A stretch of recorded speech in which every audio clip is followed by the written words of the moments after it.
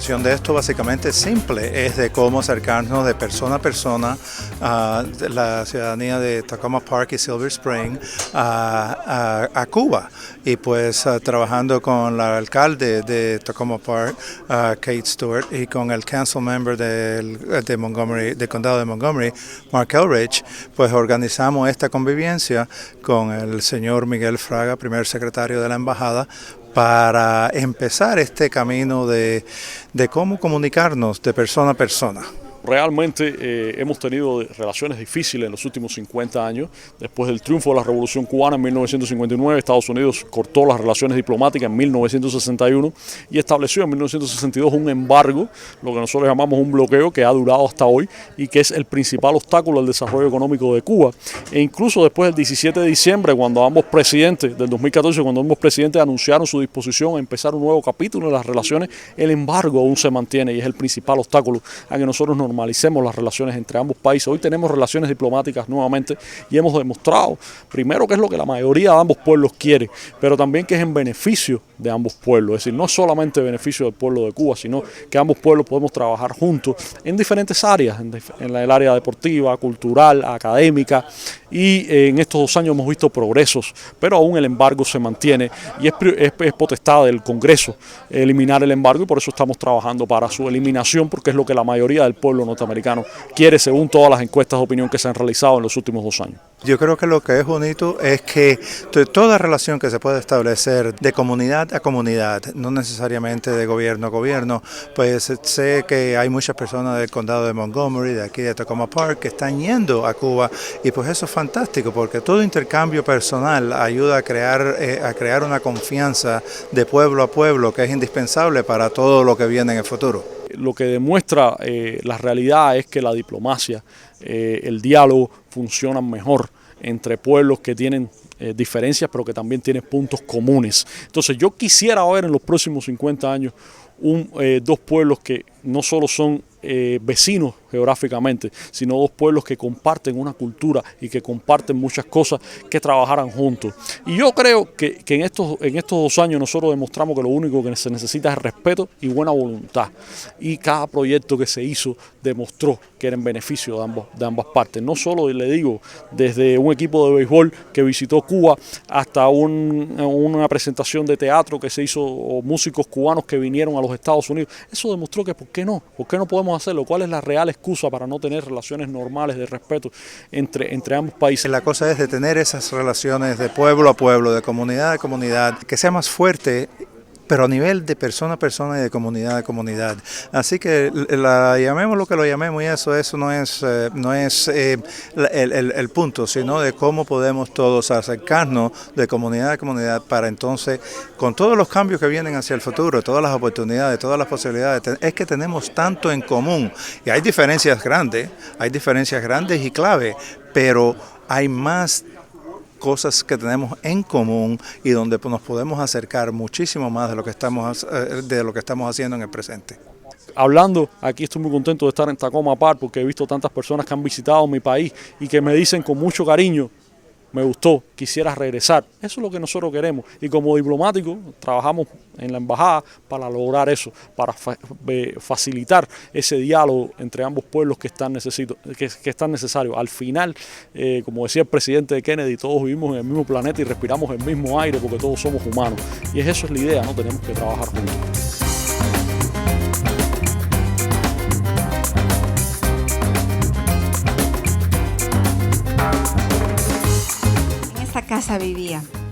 En esta casa vivía. ¿Quiénes vivirán aquí? En esta casa mi vida tuvo mirtos y alelís, una lluvia de jazmines se entrelazaba en mi pelo. Yo he sido publicada hace años, porque soy directora de recursos humanos, entonces siempre eso ha llevado mucho más mi tiempo, pero desde el 2000 he publicado lo que llaman 2 chapbooks. También he producido 2 CDs de poetas locales, y con mi esposo por unos 15 años éramos editores de una revista que se llamaba Mínimos. O sea que envuelta en la poesía desde más o menos el 1990. Mi padre era español, de La Coruña, y obviamente había dejado Galicia para ir a Sevilla, bueno, el 1917, o sea, muchísimo. Entonces Lorca era casi nuestra Biblia y me enseñaba a declamar y leer, o sea que desde niña. Claro, en Bolivia además de eso, la declamación y la poesía tienen mucho más mérito. Es decir, aquí recién empezó a tener tanto arte, tanta prominencia, ¿no? Camino al segundo piso, los aleros hospederos de golondrinas viajeras. En la universidad yo estudié estudios latinoamericanos en Berkeley y Luis de Góngora era mi favorito porque es un poeta fantástico, y también obviamente Vallejo es uno de los que más me ha influenciado, y Rubén Darío, poetas bolivianos, esta señora María Quiroga Vargas, en inglés obviamente Whitman y Neruda, siempre leyendo diferentes poetas. Y el sol entra en la ramada, curioso entraba al jardín.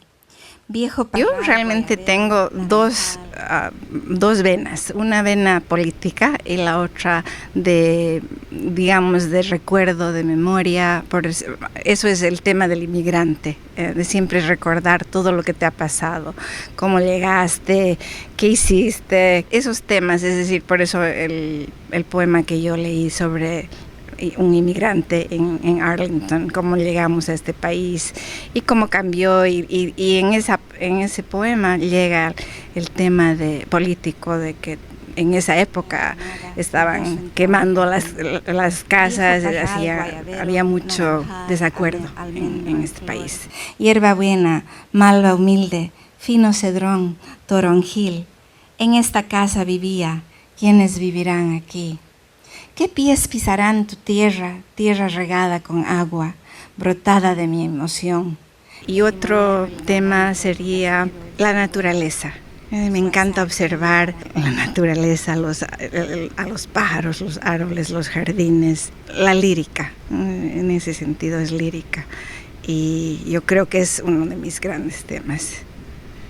Yo creo que la suerte que tenemos aquí en Washington realmente es que, no sé por qué razón, pero hay una inmensa fuente de escritores, no solo escritores de poesía, pero de historias, de novelas, y es una comunidad te abriga mucho, siempre te dan bienvenida. Y eso no lo encontré en San Francisco, por ejemplo, que yo viví en San Francisco 15 años, estudié allá, y aunque se conoce que la poesía de los beats, etcétera, se fundó allá, es en Washington donde realmente yo creo que hay una colonia muy interesante de escritores. Yo creo que la poesía es el grito del espíritu, porque tiene que destilarse lo más íntimo o lo más dulce o lo más agrio que tienes. Es una destilación de tu espíritu. Y entonces cuando oyes a un poeta es lo que estás oyendo el espíritu que te habla a través de ese escritor. Golondrinita viajera, al contemplar tus piruetas, ninguno se detendrá, mariposas, polen de oro, a quienes deslumbrarán. En esta casa vivía, ¿quiénes vivirán aquí? Toda la vida había querido poder contar historias, y la posibilidad de hacerlo y compartirlas con niños y niñas me parecía algo fenomenal, y las cosas terminaron funcionando muy bien para poder escribir e ilustrar libros, así que aquí estoy.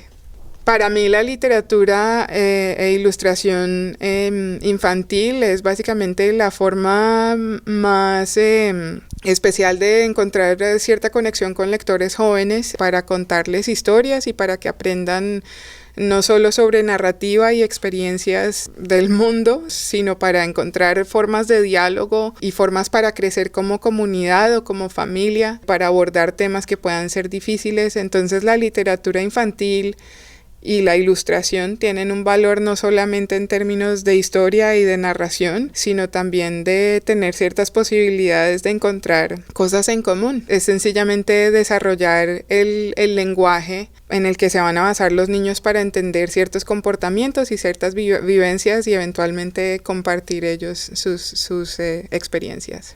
Todo es parte de lo mismo, es casi como hacer una buena comida, ¿no? Toda la parte que uno prepara, mejor dicho, de la sopa hasta el seco, hasta el postre, cada cosa tiene una parte fundamental y las ilustraciones, en la forma en que yo las veo, no deberían ser sencillamente como una ayuda a la narrativa, sino que en realidad son una narrativa adicional. Entonces es una forma de poder entender el mundo, así los lectores todavía no sepan leer pues letras, pueden leer las ilustraciones y entender la narrativa desde un punto de vista visual.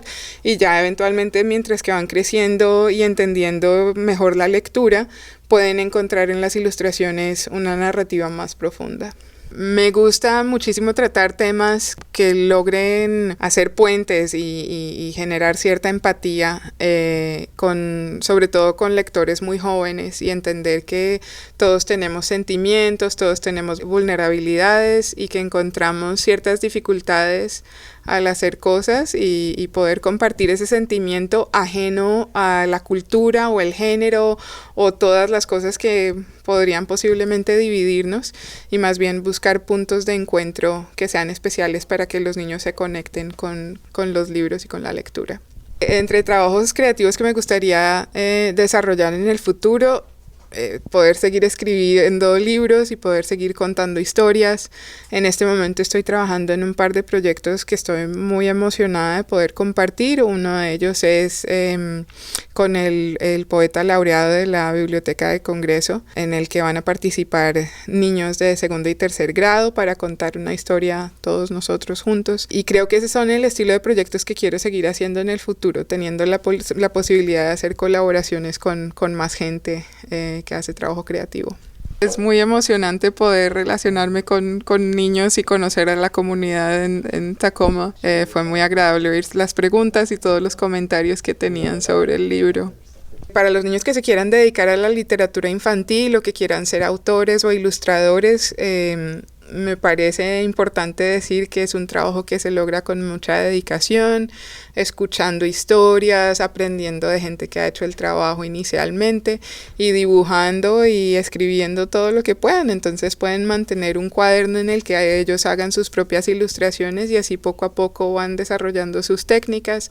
Y lo mismo con contar historias, las pueden compartir con sus amigos o con sus familias y ver cómo pueden encontrar mejores formas de escribir historias y eventualmente compartirlas con otros nuevos lectores.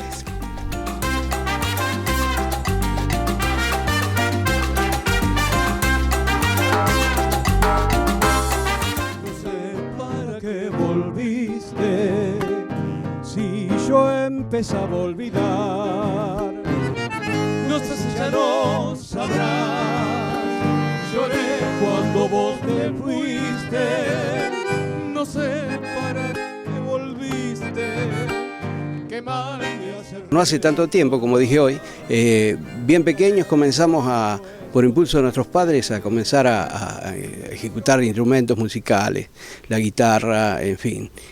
Bueno, fueron ellos los que nos impulsaron y a partir de ahí comenzamos con agrupaciones juveniles, ¿no? Los chicos nos juntábamos a cantar, hacíamos nuestro bochorno por ahí en los barrios, cantando, más luego hicimos un grupo de música tropical que anduvo muy bien en Argentina, se llamó Maracaibo, Quinteto Maracaibo, más luego nos dedicamos ya plenamente a lo que tiene que ver con el tango y el folclore.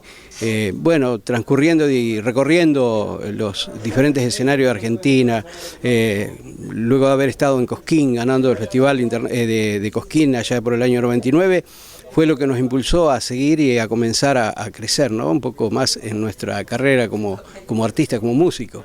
Y bueno, y de ahí venimos, llevando la música por todo el mundo, donde se pueda. Tenemos un destino, pero el destino del músico es incierto. Nosotros ahora de aquí volvemos para Argentina, más luego nos volvemos para estar en Ecuador, para hacer una gira en Quito. Estaremos en varios distritos, no lo recuerdo bien, y bueno, seguimos trabajando. Y todo el verano que llega ahora a Argentina, también con los festivales nuestros allí, recorriendo Mendoza, Córdoba, recorriendo La Pampa, la Patagonia, en fin, siempre trabajando. Verdaderamente podría destacar el Festival de Cosquín porque es el sueño anhelado de todo músico argentino.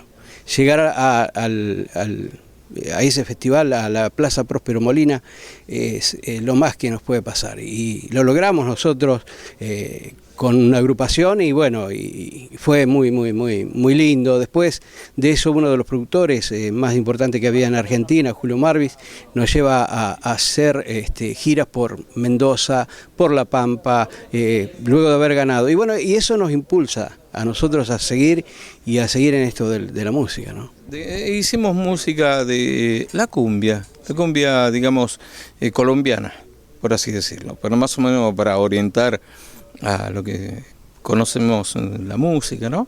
Música colombiana. Después vino un paréntesis y retomamos nuevamente lo que es la música nativa, la música de nuestra tierra.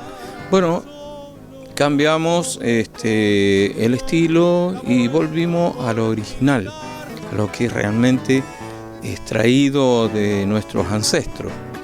Y así comenzamos con lo que es ahora con mi hermano, este dúo acompañado por este muchacho Sena, creo que lo habrán escuchado, toca muy bien. Cuando hacemos otras presentaciones, también como le decíamos, vienen hasta mis hijos también, los hijos de mi hermano también, que son músicos, tenemos bailarines, pero retomamos la música tradicional, bien tradicional, en la cual podemos nombrar autores como Atahualpa Yupanqui, algunos temas de Mercedes Sosa y muchísimos de los chalchaleros, que digamos que son los que han sembrado la música argentina por el mundo. Bueno, nosotros lo vemos como una cierta novedad, porque mucha gente de acá, por ejemplo, aquí mismo hemos visto que tal vez diríamos se han asombrado un poco por el sonido del bandoneón, que no lo conocen como típicamente de la música del tango. Pero el bandoneón es un instrumento que es adaptable a la música folclórica también. Si bien nació con el tango, se vino adaptando y bueno. Y con respecto a lo que usted me dice, sí, estamos siendo invadidos un poco por la música, tal vez más rítmica, pero eso se debe a que antes había una cierta cultura dentro de la escuela que permitían, o había una materia que era obligatoria, la música tradicional argentina, cantada y bailada. Bueno, eso se ha dejado de lado. Y bueno, pero los que tienen más o menos nuestra edad, realmente hoy la recuerdan con mucho cariño, y bueno, pero a través de nuestra música, y como hemos dicho que los chalchaleros, los fronterizos, los quillahuasi, los carabajales han traído la música, la han sembrado, hay gente que todavía aún hoy la recuerda. Bueno, y esa es la música que nosotros en el día de hoy estamos rescatando, la música que ustedes en alguna oportunidad han sentido. Exactamente, bueno, para mí es una experiencia nueva, traer la música argentina aquí a Estados Unidos, quizás es novedoso quizás para mucha gente, aparte de conocerse mucho el tango, ¿no? Es amplia la música argentina, como hoy hicimos chacarera, hicimos samba, chamamé, hay también gatos escondidos, taquilari, cuecas, un montón de géneros del folclore argentino, ¿no? Y bueno, la verdad que me siento asombrado y me pone contento porque uno representando a Argentina y poder traer la música nuestra que amamos es muy gratificante. He viajado, sí, he conocido, aparte bueno, de acá de Estados Unidos, he conocido Venezuela, Chile, Perú, Brasil, que viajo casi todos los años a Brasil, también estuvimos en Paraguay, Y ya, bueno, en México también estuvimos también. Y esto de llegar al norte, como bien decimos siempre lo que vivimos en Sudamérica, es un logro muy lindo. Bueno, representar la música, de exportar, digamos, de Argentina para el mundo, es un sueño. La verdad que uno no lo pensaba nunca. Uno siempre quiere conocer su país, recorrer todo su país, ¿no? Pero bueno, estas oportunidades son únicas y bueno, y poder representar al país trayendo nuestra música es un orgullo. Para mí poder llevar la música a todo el mundo sería un sueño a cumplir, si Dios quiere. Eso sería lo más grato. Olvida mi bien, en el hotel, casi nuestro amor irá a renacer, porque comprendí.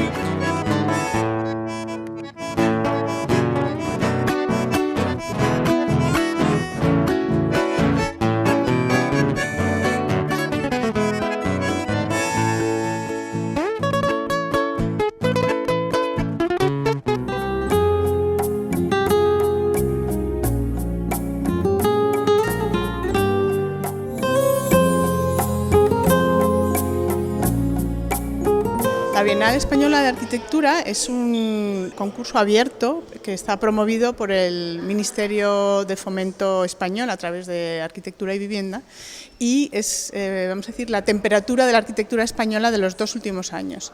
En esta edición hemos querido dar una aproximación más abierta, no solo de obra construida, sino también de otros proyectos a los que los arquitectos nos dedicamos. Investigación y desarrollo, productos, libros, exposiciones, blogs, desde los distintos puntos en que los arquitectos realizamos nuestro trabajo. Se presentaron 492 proyectos y se hizo una selección de 52, de los cuales 22 fueron premiados, que son los que están aquí representados en el audiovisual y en el taller de maquetas, donde se puede ver más técnicamente cada uno de los proyectos. Bueno, la Bienal de Arquitectura Española es una exposición que recopila los proyectos que se han construido por arquitectos españoles en los 2 últimos años. Su propósito es la difusión de la arquitectura española y que se conozca tanto en España por la sociedad como fuera de España. Por eso es importante la serie de itinerancias que estamos realizando. Lo hemos hecho en Nueva York, ahora estamos aquí en Washington, la intención de ir a Los Ángeles, seguramente a México también, vamos a ver si vamos a Israel y a otras partes de Europa. La idea es difundir la arquitectura española y la calidad de los arquitectos españoles, y los arquitectos españoles no solo trabajando en España, sino los arquitectos españoles trabajando en todo el mundo, como una figura, vamos a decir, universal, como hemos aprendido de nuestros maestros, porque hay como una tradición en la arquitectura española de salir a trabajar fuera y a dar clases fuera también. Yo estoy segura que hay muchos arquitectos españoles, vamos, lo sé, en Sudamérica y en Centroamérica.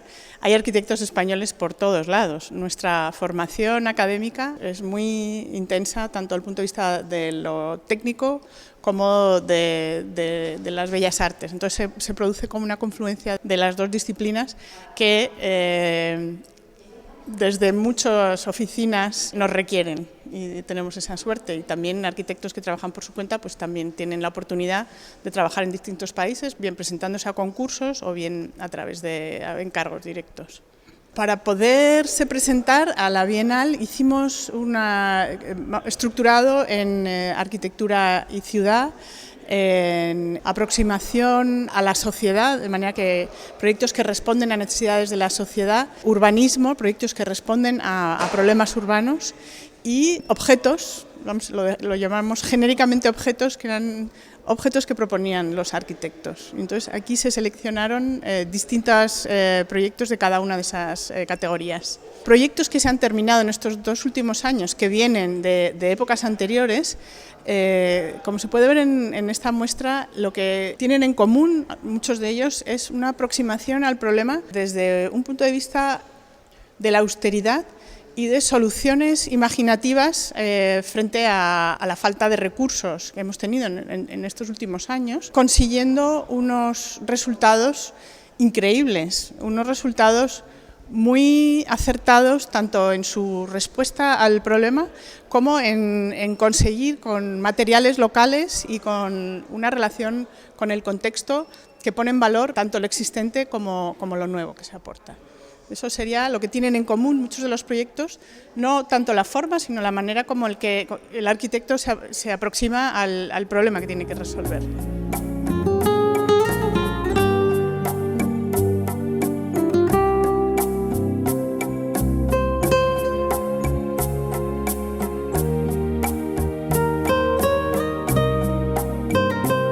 Export es una exposición que lo que quiere hacer es identificar las diversas maneras que existen hoy en día de practicar la arquitectura española en el extranjero. Para hacer este estudio, básicamente lo que hicimos fue de establecer un time frame, un espacio temporal, acotar un espacio temporal marcado por dos iconos muy importantes en la arquitectura española en el extranjero. El primero es la estación de Yokohama de Alejandro Saera Polo, que se terminó en el año 2002, y el segundo es en el año 2014 con la finalización del Rijksmuseum, el gran museo de Holanda, diseñado y construido por los arquitectos sevillanos Antonio Cruz y Antonio Ortiz. La parte más interesante de la arquitectura contemporánea es precisamente esta idea de las grandes influencias que han empezado a desvanecerse. Creo que es el resultado, digamos, de la gran globalización en la que vivimos, el mundo hiperconectado en el que vivimos y el advenimiento de las herramientas digitales que nos permiten unas capacidades de las que antes no disponíamos. La arquitectura, fiel reflejadora de todas estas condiciones, de todas las condiciones culturales existentes de cada época, creo que es la principal característica que define la arquitectura contemporánea. La arquitectura, estoy yo especialmente interesado en los límites de la arquitectura, ¿no? Porque la arquitectura evidentemente desde siempre había estado direccionada, influida por los edificios. Pero la educación que tenemos los arquitectos nos permite también practicar en muchas otras condiciones que van mucho más allá de los edificios, ¿no? Como por ejemplo el arte, las prácticas sociales o dinámicas de estas nuevas interacciones digitales en las que vivimos. Creo que la educación arquitectónica es una educación muy compleja y muy diversa, que nos permite ejercer la práctica en muchos ámbitos.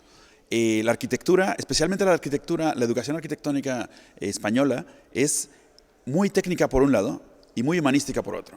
Entonces tenemos la colisión de estos dos mundos que nos permite producir un profesional que tiene muchas capacidades para ejercer después. Resaltaría yo de esta exposición la idea o el concepto de que precisamente esta profesión tan compleja, tan diversa y tan rica como es la arquitectura, nos permite ejercer y practicar de muchas maneras diferentes lo que entendemos por arquitectura.